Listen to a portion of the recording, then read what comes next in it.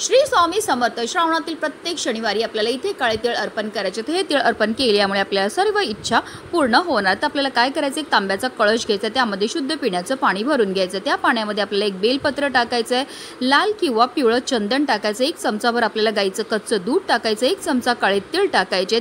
त्याचबरोबर एक तुपाचा दिवा घेऊन जायचं आपल्याला आपल्या घराजवळ असणाऱ्या महादेवांच्या मंदिरामध्ये गेल्यावर सर्वप्रथम तिथे आपल्याला तुपाचा दिवा प्रज्वलित करून घ्यायचा आहे आणि त्यानंतर आपण जे जल घेऊन गेले ते आपल्याला एक धारेने शिवलिंगावर अर्पण करायचं. जल अर्पण करताना निरंतर आपल्याला श्री शिवाय नमस्तुभ्यम या मंत्राचा जप हा करायचा आहे.